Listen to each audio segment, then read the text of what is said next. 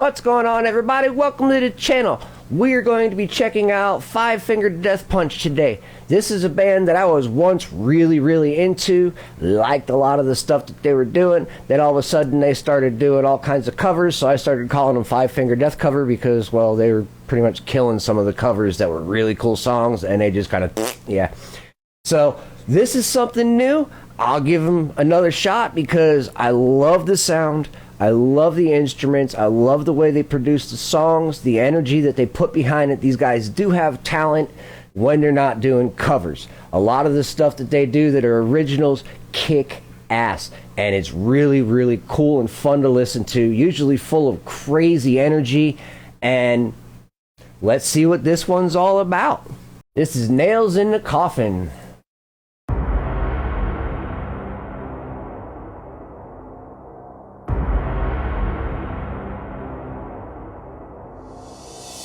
There has to be a catastrophe in everything you say and do. It's like an urge you need to purge. That's a big voice. It's bruised. Big voice. Through and through. You turn the knife to make things right while slowly sealing up my tomb. No hope for me, I've lost my way. If God forgives, why don't you?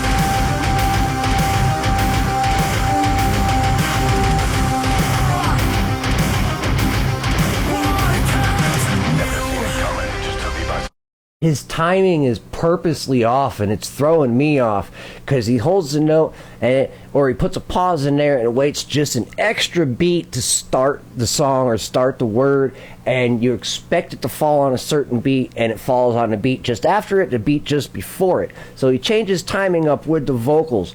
His vocals aren't really clean, they're not really harsh. He's got a good little mix of both, which I really appreciate the way he does his vocals because it doesn't sound like a lot of other people. As long as they can keep their originality behind it, they do great jobs. The guitars, the bass, the drums, I love the tones of all of them. They're dirty, they got great grungy feel to them, great for heavy metal. And I like how they use compression in the vocals.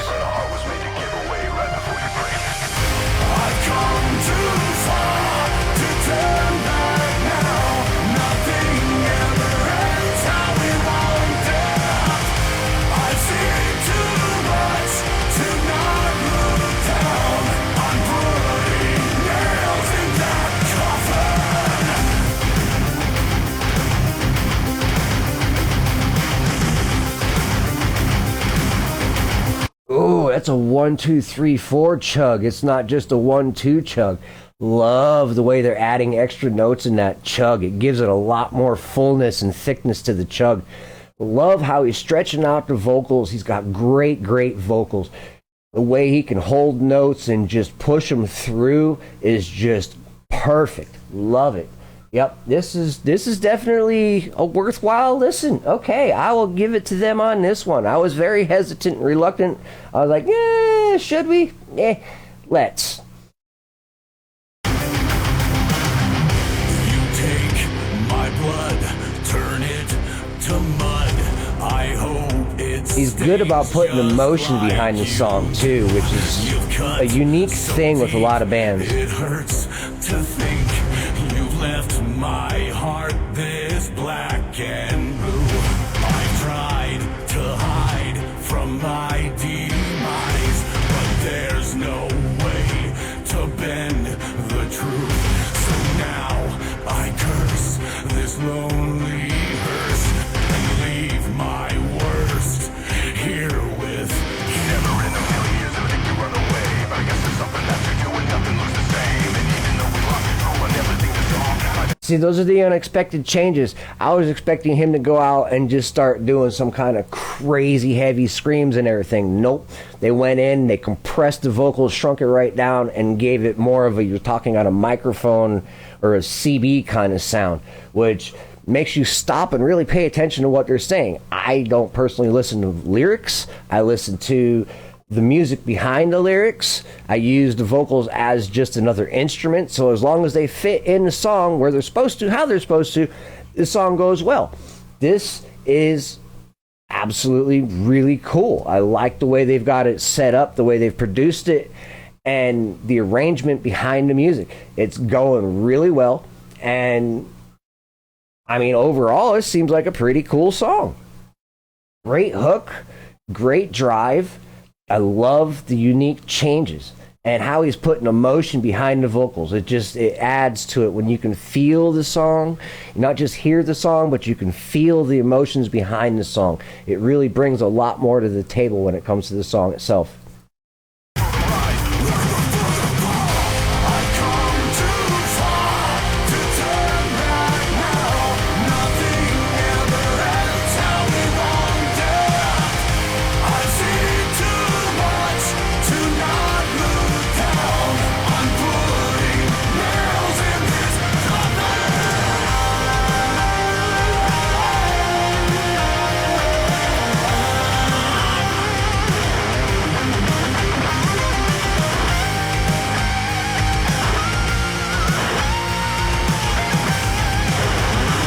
Whoa, where'd the guitar go in the solo? Is it me, or did it just like fade out and he almost muted the string accidentally? That was interestingly weird.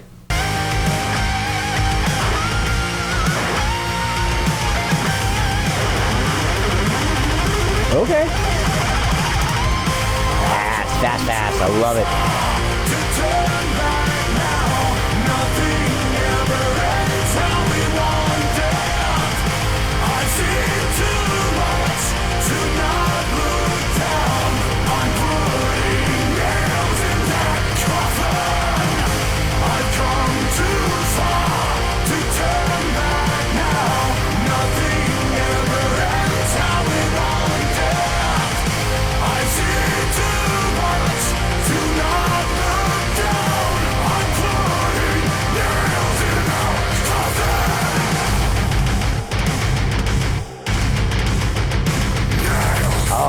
Neat patterns.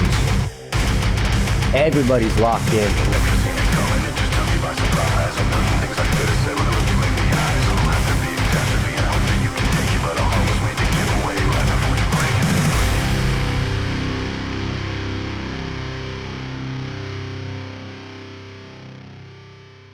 If it's a good band, it will turn into a family, like they said, especially if the guys all gel together and work great together. That last part of the song, everybody was locked in. All right, yeah. This is why I really started listening to them when they first came out, because they had such a great fluid sound. They had such a great fluid sound. Words are hard sometimes. The band can do great things. They make amazing music when they put their minds to it and they all work together. The music that they make is awesome. It flows really well. It's crazy hooky. They throw little quirks in there that aren't typical, so it makes you stop and be like, what did I just hear? And you can really appreciate that. They've got high level skills and abilities. The fact that they started doing cover after cover kind of irked me a little bit, so I started calling them Five Finger Death Cover, because they were doing a lot of covers. If you're trying to fill space on an album, I mean, yeah, you can pull out some covers, and as long as you do them well, they should go pretty well. I know a lot of people like the covers that they were doing. I kind of fell away from them for a little while. This song, on the other hand, might bring me back to them. Never know. Definitely appreciate the odd time signatures, the off times things that they were doing, how they clicked, and everybody was on point with how they were hitting their notes. Locked in solid. Every one of the musicians completely locked in tight as can be, making a really solid one hit, one note kind of sound. Great things with this song. Can't believe it's been 20 years already that they've been out, if not longer. When did they do this song? Oh, this was released yesterday, so Yep. Definitely, totally worth the watch, totally worth the listen.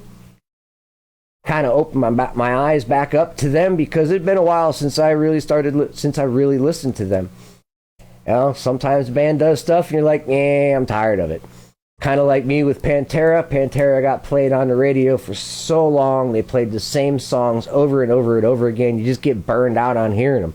Being I don't listen to the radio anymore and I mainly listen to Spotify or YouTube music, it's pretty much my choice on what I hear. I don't have to listen to whatever they're just playing on the radio and whatever the record producers are paying the radio stations to push.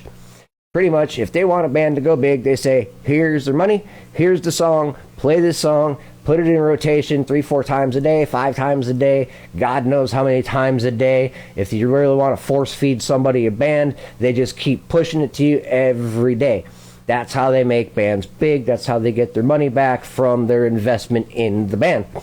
A lot of these bands, they sign contracts. They've got to pay the studios back for their studio time and everything like that. So, yep, the more the songs they're listening to, the longer the reach is, the more money the record producers get back.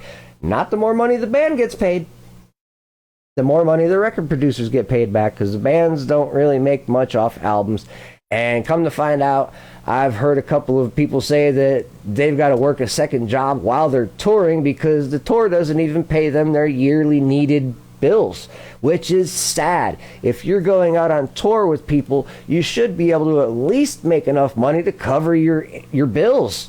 I mean, you're out touring, you're busting your hump, you're going around the globe at times. You're making money, just not great money. I mean, $40,000 to $60,000 a year to tour? Nah, it should be more like $400,000 a year to tour. That would make more sense. But this is the life that we're living in at this point in time. The time we're living in, you don't always get what you want. You don't always get what you ask for. You get what they give you, and you can just say thank you and move on with it. Try harder next time and try and do something better. Social media has made lots of 100,000-aires and millionaires. Some of us are still scraping at the bottom of the barrel trying to get by. Copyright claims are large parts of the music industry, especially when it comes to YouTube. Being that this is Five Finger Death Punch, chances are this song is going to get copyrighted right off the bat. And this is going to be a free video for everybody. So we've got memberships available. We've got the dono button. I don't know what the hype button does, but every time I see it, I push it just because it helps out the people in the videos. You guys watching the video to the end, I really appreciate it. You guys definitely help push the video out to more and more people. The more you watch the video all the way through, the more it gets pushed out to more people. Hopefully more people click on it and they enjoy it also. I know a lot of people are coming in just because it's one of their favorite bands. They've never heard of me as a creator before, and they really could care less about me as a creator. If I agree with them or they agree with me, then it's all good. As soon as I say something they don't agree with, whoop, they're gone, because that's the life that we're in at this point in time. This is 2026. If people don't like what they see, they click away. Some people, on the other hand, if they don't like what they see, they're going to watch it all the way through, and then they're going to put some kind of wild rant in the comments. Those people actually help the channels out the most. They say haters make you greater. Well, if you can handle the comments, then they will definitely make you greater. But the ones that like what I'm doing, they like the channel, they like the reactions, they like the songs, they like the bands that I'm reacting to, they've got input on the bands that I'm reacting to, you guys are the GOATs and the greatest. I appreciate everybody. Throw a 53 down in the comments below to let me know that you got to the end of the video. And I am working on some originals. I'm working on some covers. Don't really have any gear reviews coming up. I did get some new pieces of gear because some of the old pieces of gear died out, but that is my fault. If you leave an interface on 24/7, 7 days a week, years after years, I mean, I've had this 18i20 for over 5 years now, and it's barely had any off time.